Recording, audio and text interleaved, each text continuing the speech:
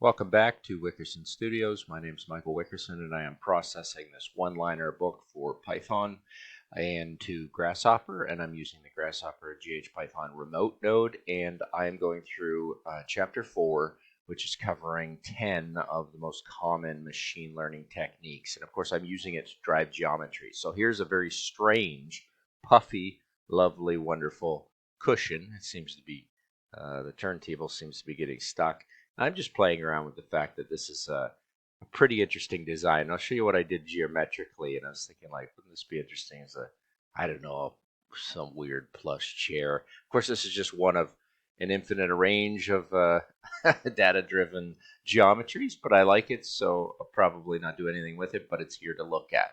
So what I'm going to do is I'm going to go into what it means to be k-clustering. Keep in mind this file is huge, and I've gone from the very beginnings of getting into the intermediate advanced, or actually into the intermediate advanced section of this machine learning, using our a ton of Python libraries, even though the main ones we're using right now, I believe I've just brought in the cluster for this one. It's necessary for the k-means. I'm slowly going through all the libraries for scikit-learn to see what happens, this k-learn. Pretty exciting stuff. So the scripts I'm generating are kind of out of the text, pretty basic. What is linear regression? What is it? What is it basically about, and what is their script basically doing? And then I am using examples and creating my own very interesting geometries online. So I did a Wickerson Studio one here for linear regression. Then I went in, and the second one was logistic regression, and I thought it would be interesting to try a couple of little tests. So without Grasshopper knowledge, it's kind of hard to slip through here and build some interesting geometries. Keep in mind they're all driven by the data being processed through these machine learning algorithms. Now, the one I'm into now, which is what you're looking at here, is k-clustering. And I'm just going to show you what's happening here as I go in, because there's no reason on this first test piece to have any geometry. If I pull it in, k-clustering, I've written quite a bit about it, is what I've done is made a custom node, which is available on my userObjects on Patreon, if you want to get it through my GitHub. And this script itself, I played a little differently with what was there and brought it in different from the text. And I thought, okay, I'll make my own arrays that I can bring in as my list, age list and my money list. And then using my k-means cluster, I can choose how many k-clusters I want. And then with the data that's jumped out of here, it's always going to be reading the last line. And as I alternate between reading axis 0 and axis 1 on this NumPy array, you see I go from the digit 61, this one will be 20, this one will be 29, this one will be 66, this one will be 21, and you just kind of jump back and forth in the process, and the script keeps processing. So it's kind of fun, not a Boolean, but a number access to how you can access different data coming through here. And I've turned off a couple of, actually I don't have any of the print functions up. Well, I do have the print functions up, but I'm not using those. And so I might end up getting rid of them. I'm printing the cluster centers that are being generated through k being equivalent to 4. And of course, if you want more data, you just have to jump up your k function. So I simplified this function as we go. This is the main one. And I thought that one still has a little bit extra data. So that's just to come down and understand it. In the same breath, I've written about k-means, what that means coming out of the book. Now, these are kind of point form notes for me to remember once I return it. So it's just like the book in a nutshell. And the code they play off of is what's exactly happening. And actually, we're going to move on to k nearest neighbors next, which will be our number 4 script, which is coming about in a minute. And I'll just get that prepared up and ready to go, and then I'll save it under another file. But I'm just going to take this chapter, the fourth chapter, and really try and go through this. So let's build this geometry and get into it. And there's a lot of Grasshopper afterwards, which it's the way I kind of think of Grasshopper. It's how I write it. Now, if you've gotten into node scripting and you've enjoyed this, there's a little problem here with what is it? The Boolean intersection set is empty. What actually ended up happening there? No, I still got my 10 close breps, and I got it off of 8 here and 8 here, and then it forms something. But that will go on and off. You'll see as I start to play with this. I'll probably turn my, you see this is an intersection between some geometries, some pretty interesting stuff that's happening here. But that's what's been generated. It's nothing too exciting, but let's show you where the data drives that. So jumping into here right off the bat is I've simplified the script a bit through here. And I did the same thing, kept the script the same, and I just decided to what did I do? I took off that kind of cluster mode. Did I hard code it in? I brought it in as a nested loop. So I thought that was nice. For I and J and K, this is going to produce a lot of data for me. And the series changes. I have a set number that matches. The 7 here will match the 1, 2, 3, 4, 5, 6, 7 sample sets that I have for this.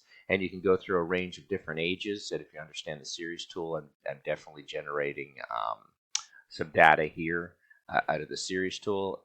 So just kind of making your own lists.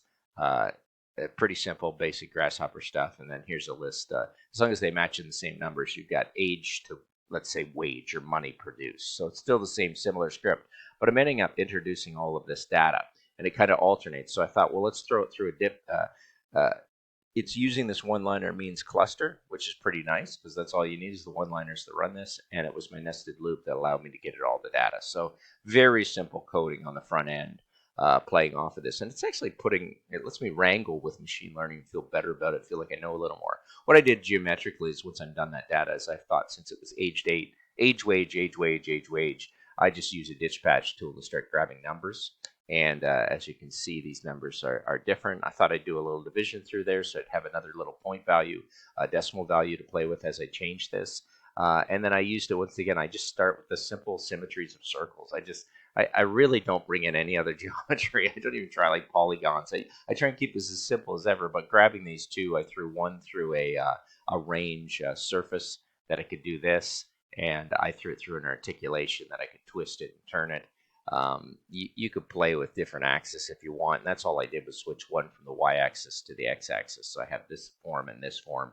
Used a little variable pipe on it, and thought between that, wouldn't it be nice if the radii are kind of playing off of one another? It's just do a Boolean intersection. So there's where you end up. So let's just jump in here and do a little edit and bring this one down to a smaller. Uh, let's just bring that down to like 7.5. You'll see our geometry changes totally. And let me put this one on hidden. So now you have a much different, I'll have to put it on something that I can actually see. Let's put it to shaded. So there you go. And actually, I like, oh, Arctic's pretty nice, but then it's going to disappear. We'll just do artistic. So you have this very interesting shape that cuts in half, and these are the intersections. You get all these kind of plush, cool, you know, I don't know, kind of fun geometries to play with. And that's driven pretty basically just playing with pipes. So things are happening in a Grasshopper script. I don't have to get so completely crazy about coding and moving away from Grasshopper node scripting. But I do think an understanding of that and thinking what you want to do geometry and then realizing the data and the algorithm driving it. What happens if I take this step count, and I change the raises, the difference in money that's being made. So let's just take this one and let's throw it up to like 7 and see what that would do to the geometry. There you go. So you're transferring the geometry because you're looking at people's ages and the wages they're making. So I think this is totally where I'm going conceptually in my work. I thought it would be nice to have like the demographic of a house represented by a sculpture out front of it. That's something that I thought of would be conceptually pretty interesting. Look at these gorgeous forms. And they're really just data-driven circles, radii of circles that is made from your age group. And let's say we were stepping up the ages by, let's bring that up threefold, or let's bring it up exponentially to 8. So think of 2 cubed. See what happens to this. There you go. You generate another wonderful geometry. So, you know, it's where I'm kind of going to build these forms. I like them. Like there's no, I'm not, it's machine learning itself, I guess, is kind of like, I don't know my outcome. I don't know what I want. I'm playing with this data and seeing the generations that are coming from it. I'm letting the computer do an awful lot of that. I actually like this little funky one right here. I think that's kind of nice. So I'm going to jump back in here, and these are not tutorial videos. Like, they basically are samples. When I'm done this will be the intermediate, advanced, beyond the I had the basic, intermediate, advanced, and then I'll move on to advanced algorithms when I finish this. I don't think I'm going to move into the text docs, but everything's kind of here for me to have a quick grab of what I need. So what's nice is I can jump into here and realize, okay, I have to bring in the cluster sticky, and then when I want to use means cluster, I'm going to have to go in and grab means cluster directly. Right here, I'm going to have to use what I shortcutted right here. That library I recorded as cluster. So as long as I bring in cluster, I can access all of the methods and the functions within it all the way through to the fit. And so really nice fast 10 scripts for machine learning that can be applied to generating geometries.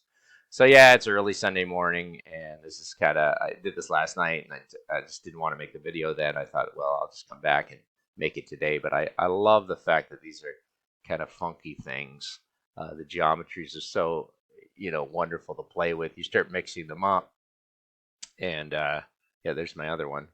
Started to produce these very strange shapes and geometries, and they're all trying to hedge towards as I go. This one is one closed rep, so I'm really trying to end things with what they are. Um, and to think that machine learning has a part in generating these geometries, that's what's so exciting to me. So I'm just going to throw this through a little bake. And yeah, I'm sorry I'm rambling this morning. It's early, and I'll leave grasshopper. There you go. You get some pretty nice shapes that I can't say I would ever static model. I would ever static model these things in anything but machine learning and grasshopper computationally, working with data science, very simple data science in Python. And I'm loving this kind of crazy superhero that's happening. And maybe it's worth turning at times into a sculpture, because everything I did up until this date has been kind of that. But I think pretty exciting stuff. Let me grab this one and just, I don't think I'll even save this file, but I know it's here for me to play with if I want to play with those geometries and see what other people can make as well. Let's grab that one and just throw that to an object layer. There we go. So I've got that one. I've got that one. I think I have that small one. I have that big one. So I'm just slowly playing away with what I want to do on my layers and think about making this kind of sculpture out of it. So thank you very much for watching. I hope you do find these as I go. Remember, we're not even we're 3/10 of the way through, and our next script will be k nearest neighbors, which will be the next one. So I think I'll just grab that and set this up, and who knows what creatively is going to happen by the end of it. Should be interesting. I hope people are following along and finding it useful. So this is going to be k nearest neighbors. Oh, I better put the U in there because I'm Canadian. And in one line, and we'll see where that script ends up taking us. Once again, thanks again for watching. I hope you find this interesting.